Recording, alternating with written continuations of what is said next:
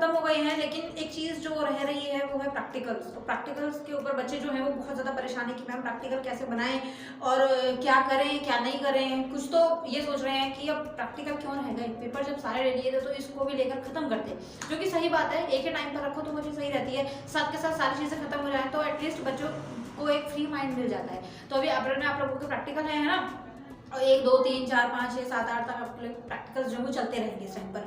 हर किसी स्टूडेंट की डेट जो है वो अलग अलग दी गई है। तो फर्स्ट ऑफ ऑल आपको क्या करना है, आपके रोल नंबर्स जो आपको मिले हुए हैं या फिर जो आपका एडमिट कार्ड जिसको बोलते हैं ना, एडमिट कार्ड में आप लोगों को नीचे मेंशन हो रखी है आपके प्रैक्टिकल की डेट, तो उसका ध्यान रखना, छोड़ना मत, ठीक है। अब यहाँ पर बात आती है कि मैम हम लोगों के जो प्रैक्टिकल्स हैं तो उसका किस तरीके से हमें करना होगा। तो यहाँ पर मैं आप लोगों को बोल दूँ कि चाहे आप लोग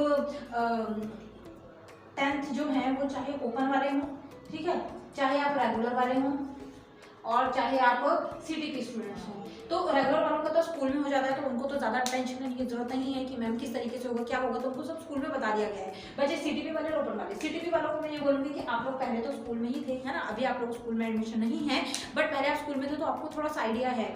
और फिर बच्चे ओपन वालों को आइडिया नहीं है, तो इस वजह से थोड़ा सा वो परेशान हो रहे हैं। तो अभी आपको प्रैक्टिकल का क्या करना है, किस तरीके से आपको ये जो चीज़ है ये करनी है और इसके मार्क्स जो है वो कैसे आप लोगों को लगेंगे और कितने मार्क्स लगेंगे। तो यहाँ पर मैं आप लोगों को बोल देती हूँ बच्चे, प्रैक्टिकल का मतलब सिंपल होता क्या है, आप लोगों का एक चीज़ मतलब कुछ भी चीज़ होगी उसके अंदर से आपसे क्वेश्चन पूछे जाते हैं, उसके अंदर से आपसे पूछा जाता है कि ये क्या है ये नहीं है, और डायग्राम्स वगैरह होते हैं। तो हर चीज़ के सब्जेक्ट की अलग अलग प्रैक्टिकल होती है, ठीक है। अब यहाँ पर अगर आप लोग जो स्कूल में जा रखे हो, मतलब स्कूल वाले जो बच्चे हैं उनको तो पता ही होगा, एक किताब से मिलती है, उसके अंदर जो है बहुत सारे जो है जिसको बोलते हैं ना कुछ वो कार्य होते हैं, तो उसको मुझे हिंदी में नहीं आ रहा बोलने के लिए, तो बहुत सारी वो चीज़ें होती हैं, एक्सपेरिमेंट्स होते हैं, प्रयोगशालाएं होती हैं, तो वो चीज़ें होती हैं और उसके बारे में कुछ कुछ लिखा भी हुआ होता है।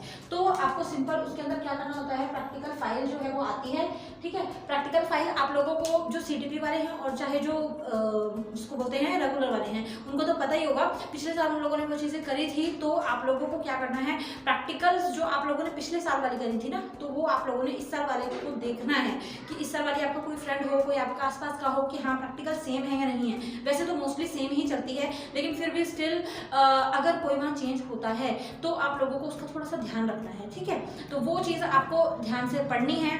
और एक वो होता है कि जैसे आप लोगों को पता होगा कि प्रैक्टिकल है, ये आपका दूसरा पेज है, यहाँ पर कोई डायग्राम जो है वो बना होगा, यहाँ पर भी आपको वही डायग्राम सेम बनाना होता है, उसके बारे में जो चीज़ें यहाँ लिखी हैं वही यहाँ पर लिखनी होती हैं। तो इस तरीके से भी होता है, तो वो आपको थोड़ा सा रिकैप कर लो कि हमने पिछले साल क्या करा था, किस तरीके से करा था, ठीक है।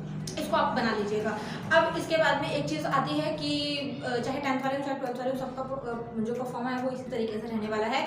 और एक चीज़ आप लोगों को ध्यान रखनी है कि प्रैक्टिकल के अंदर, अब बच्चे कहते हैं कि मैं प्रैक्टिकल की तैयारी कैसे करें, हम क्या चीज़ें हैं जो उसके अंदर हमें ध्यान रखनी पड़ेगी, कौन सी चीज़ें ऐसी हैं जो हमें इसके अंदर फॉलो करनी पड़ेंगी।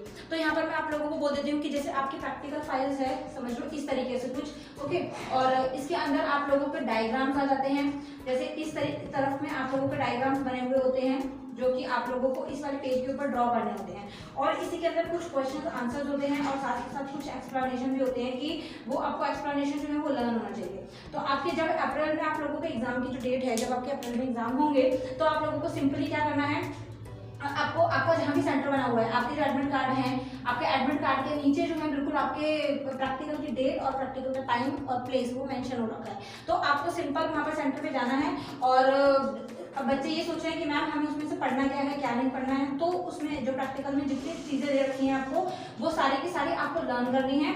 और वहीं पर आपकी प्रैक्टिकल चेक होगी और साथ के साथ आपका वाइवा होगा। अब वाइवा किसे बोलते हैं, तो सिंपल सी चीज़ है कि जो प्रैक्टिकल के अंदर आपके क्वेश्चन आंसर्स होंगे या फिर उसके अंदर जो एक्सप्लेनेशन होंगी या फिर जो डायग्राम्स होंगे उनके बारे में आपसे क्वेश्चंस किए जाएंगे कि ये चीज़ें किस तरीके से होती हैं, क्वेश्चंस जो हैं वो किस तरीके से पूछे जाते हैं, उसके अंदर प्रयोगशालाएं, उसके अंदर जो कार्यविधि वगैरह होंगी वो आपसे पूछी जा सकती हैं। तो ओवरऑल आप लोगों की लर्निंग थोड़ी सी प्रोसेस है और एक ये प्रोसेस आप लोगों की रह गई है जिसमें आपको थोड़ी पढ़ाई करनी पड़ेगी, ठीक है बच्चे। तो इस चीज़ का आपको थोड़ा सा ध्यान रखना है। और 20 मार्क्स और 40 मार्क्स की प्रैक्टिकल जो होती हैं, जिसके अंदर आप लोगों के या तो 2 से 3 क्वेश्चन पूछे जाते हैं, या फिर मैक्सिमम जो है वो 5 क्वेश्चंस के आपसे वहाँ पर पूछे जा सकते हैं। वो according to class, according to your syllabus होता है। सो इस तरीके से ये चीज़ रहती है। ओके, अभी हमारी बात आती है कि प्रैक्टिकल देना क्या मैम ज़रूरी है, प्रैक्टिकल के मार्क्स लगते हैं। तो ऑब्वियसली मैं ये बोलूँगी कि प्रैक्टिकल के मार्क्स जो है, चाहे 20 मार्क्स हों चाहे 40 मार्क्स हों, बेटा 1 मार्क्स की भी कीमत बहुत ज़्यादा होती है ना। तो आपको प्रैक्टिकल जो है वो देनी ही है और कोशिश करनी है कि उसको आप वहाँ पर उस टाइम पर प्रेजेंस अपनी दिखाओ, ठीक है, छोड़ना मत। अदरवाइज वैसे चांस मिलते हैं, अगर आप इस बार ना दे पाओ आपके मार्क्स कम लगेंगे। जैसे कि आप लोगों का 80 मार्क्स का एग्जाम होता है, तो 80 मार्क्स में से आपके मान लो 57 आ जाते हैं, और प्रैक्टिकल जो है आप लोगों का 20 मार्क्स का है, तो 20 मार्क्स के अंदर आप लोगों के मान लो कि 10 आ जाते हैं। तो ये इसको प्लस करके यहाँ पर 67 मार्क्स आपके बच जाते हैं। अगर आप ये नहीं दोगे, यहाँ पर आपकी एब्सेंट लग जाएगी और आपके जो मार्क्स हैं वो 57 ही रह जाएंगे। तो ओवरऑल आपकी मार्क्स जो है वो ग्रो करने में, मतलब मार्क्स इंक्रीज करने में प्रैक्टिकल आपकी हेल्प करते हैं, ठीक है। सो आई होप आपको समझ आया होगा। और प्रैक्टिकल्स का आप लोगों को ज़्यादा टेंशन नहीं लेनी है, बस पिछले साल वाली देखो कि वो है वो नहीं है। पेंसिल वगैरह अच्छे से, पेन वगैरह का यूज़ करो, शार्प पेंसिल यूज़ करना, डायग्राम्स वगैरह अच्छे से साफ सुथरा बनाना। कई जो बहुत अच्छे अच्छे प्यारे प्यारे बच्चे होंगे वो क्या करेंगे कि अपने फ्रेंड्स को, अपने कजन्स को दे देंगे कि यार हमारे प्रैक्टिकल बना दे। लेकिन जब वाइवा होगा वो आपसे क्वेश्चन पुट करेंगे, so you will not give the answer, और उनको डाउट हो जाएगा कि आपने जो है किसी से बनवाई है, तो आपके मार्क्स जो है वो उसी अकॉर्डिंग लगा देंगे। तो इसका थोड़ा सा ध्यान रखना, अच्छे बच्चे को तुम पढ़ाई कर लो। और जैसे बोलोगे कि मैम आप यही बोलते रहते हो बार बार, तो पढ़ाई कर लो, अभी एज है पढ़ाई करने की, ठीक है। और छुट्टियाँ हो जाएंगी, फिर उसके बाद में नेक्स्ट उसमें एडमिशन होगा, तो फिर वहाँ पर आप वो चीज़ तब जो आपको टाइम मिलेगा उसके बीच आप थोड़ा एंजॉय कर सकते हो, ठीक है ना। फिर बाद में 1 महीना है हार्डली, देन आपका रिजल्ट जो है वो आपको देखने के लिए मिल जाएगा। और देखते हैं क्या क्या चीज़ें आप लोग करके आए हो। नेक्स्ट वीडियो में मिलती हूँ मैं। कोई भी डाउट हो, कुछ भी आप लोगों को गाइडेंस चाहिए हो, सो you can do comment, and otherwise you will go in description, और वहाँ पे आपको मेरे लिंक्स मिल जाएंगे। वहाँ पर आपको टेलीग्राम, इंस्टाग्राम के लिंक्स मिलेंगे, so you can go there and follow me on Instagram and join my group in Telegram. आपके जैसे और भी वहाँ पर बचे हैं, ठीक है। नेक्स्ट वीडियो मिलते हैं। Thank you so much for watching, thank you so much for love and support.